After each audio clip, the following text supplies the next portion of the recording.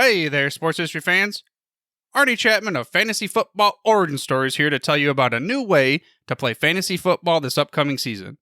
Tailgate Fantasy Sports is the game you've been waiting for. It's a new type of fantasy football that's totally free and easy to play. Just sign up with your email, pick your favorite NFL team, and set a 3-man lineup using only players from that team. Rotate 2 players each week and add power-ups to boost your players' scores. The best part?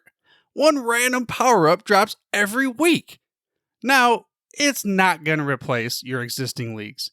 In fact, it might be the way to get some of your favorite players on your home team.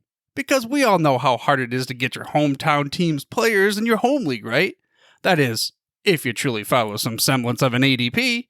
I mean, come on. You think I'm getting Amon-Ra, the sun god, at market value in my home league? Pick number 7? You gotta be kidding me, dude. Get all the rules over at tailgatefantasysports.com. But the real action happens at tailgatefantasy.io. Tailgate Fantasy Sports, where true fans rule the game. Join now and help us put the word fan back into fantasy football. This podcast is part of the Sports History Network, your headquarters for the yesteryear of your favorite sport. You can learn more at sportshistorynetwork.com. Hello, sports fans, and welcome to another edition of Yesterday's Sports on the Sports History Network. Today, I want to talk about the 1970s Baltimore Colts, who went from riches to rags, back to riches, and back to rags again. 1970s was an up and down decade for the Baltimore Colts. After a disappointing 8-5-1 record in 1969, head coach Don Shula left to coach the Miami Dolphins and was replaced by Don McCafferty. After the NFL and AFL merger, the Colts were one of 3 NFL teams to start the 1970 season in the American Football Conference.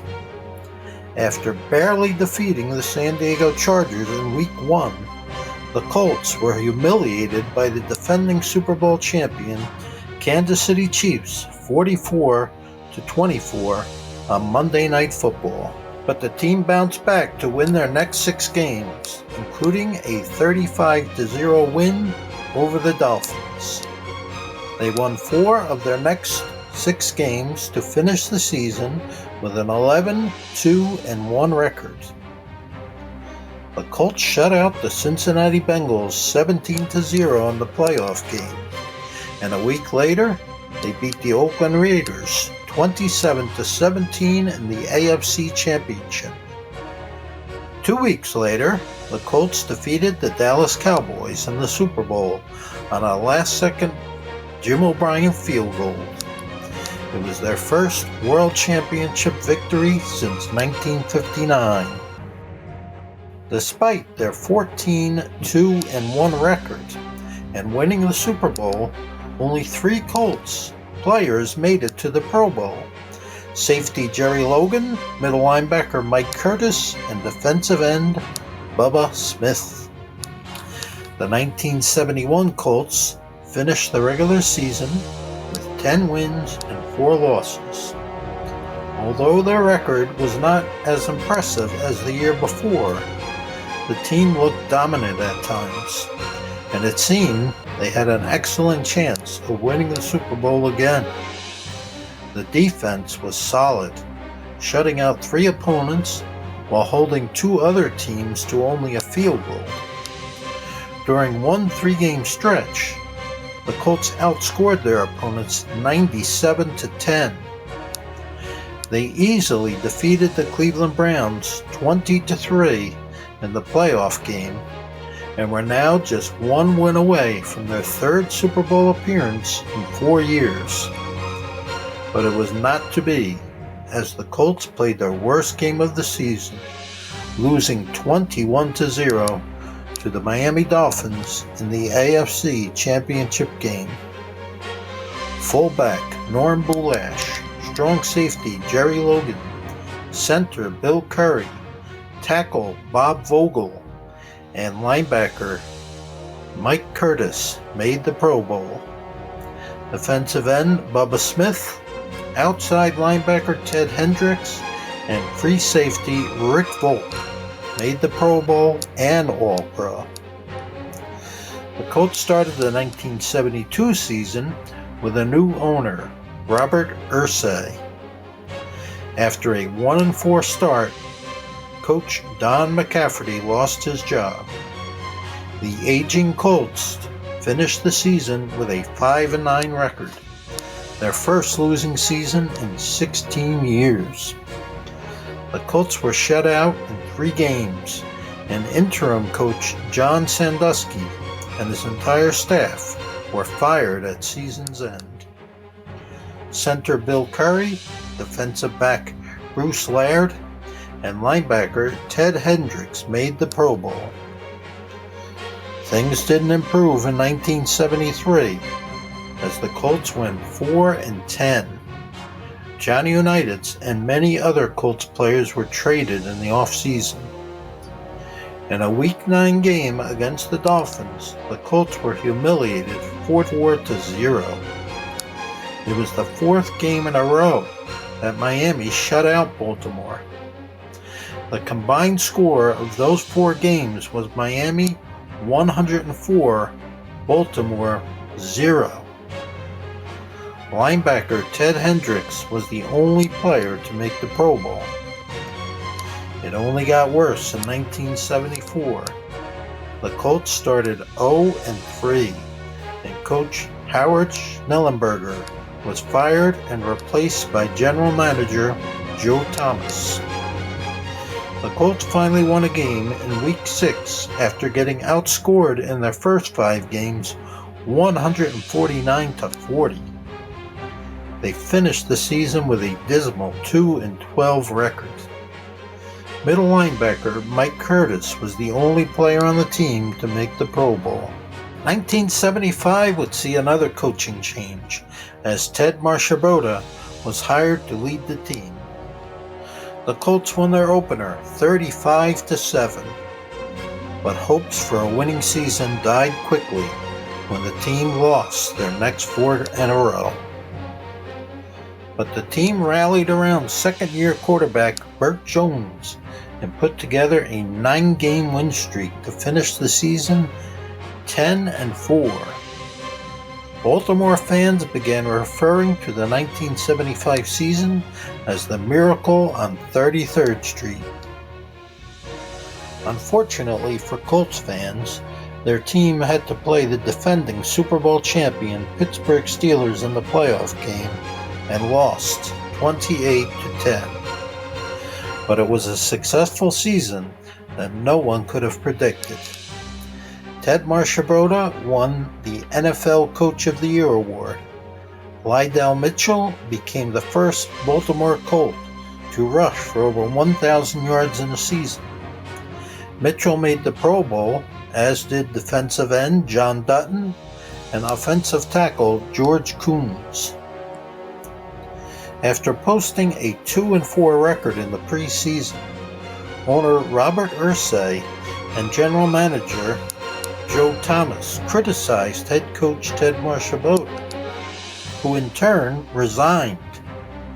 The dispute between the 3 men was quickly resolved, and Marchibroda returned to his coaching duties. The 1976 Colts finished the season with an 11-3 record, but once again they faced the unenviable task of playing the 2-time defending Super Bowl champion Pittsburgh Steelers. The game wasn't close, as the Steelers won easily, 40-14. Receiver Roger Carr, running back Lydell Mitchell, quarterback Burt Jones, tackle George Coons, defensive end John Dutton, and kicker Tony Linhart made the Pro Bowl. Jones, Mitchell, and Dutton also made All-Pro. Mitchell and Carr gained over 1,000 yards, and Burt Jones won the NFL MVP award. After 10 weeks, the 1977 Baltimore Colts had 9 wins and only 1 loss. and they appeared to be a legitimate Super Bowl contender. But then they lost 3 games in a row and were in jeopardy of not making the playoffs, much less the Super Bowl. They needed to win their final game of the season, and they did. Once again, they played the defending Super Bowl champions in the playoff game, this time the Oakland Raiders. In one of the best playoff games ever played, the Colts lost a heartbreaker in double overtime, 37-31. John Dutton, George Coons, Lydell Mitchell, Burt Jones, Tony Linhart, and defensive tackle Mike Barnes made the Pro Bowl. 1978 got off to a terrible start. Star running back Lydell Mitchell was traded to the San Diego Chargers after an off-season contract dispute. Quarterback Burt Jones separated his shoulder in a preseason game and would miss most of the season. The Colts lost their first 2 games of the season by a combined score of 80-0. They won 5 of their next 9 games, but finished the season with a dismal 5-11 record. Not one player on the team made it to the Pro Bowl.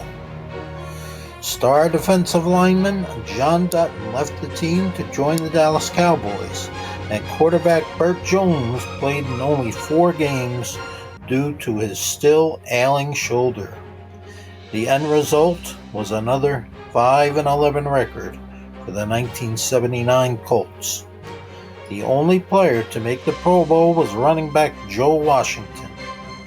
Coach Ted Marchibroda lost his job at season's end. So the bottom line for the 1970s Baltimore Colts, their regular season record was 73 wins, 70 losses, and 1 tie. Their postseason record was 4 wins and 4 losses. They won 4 division titles, they won 1 AFC title, and they won 1 Super Bowl title.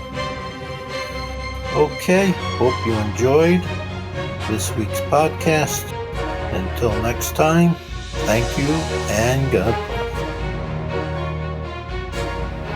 This podcast is part of the Sports History Network, your headquarters for the yesteryear of your favorite sport. You can learn more at sportshistorynetwork.com. Hey there, sports history fan. This is Arnie Chapman, aka the Football History Dude, and I wanted to thank you for stopping by to listen to another episode here on the Sports History Network.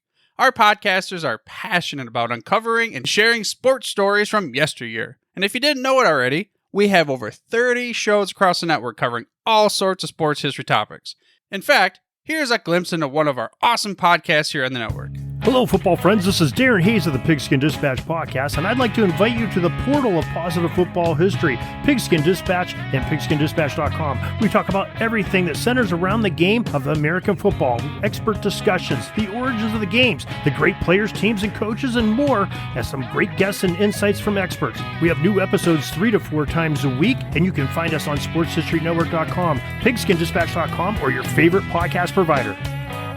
How about that? I bet you're super hyped to go listen to that new podcast, right?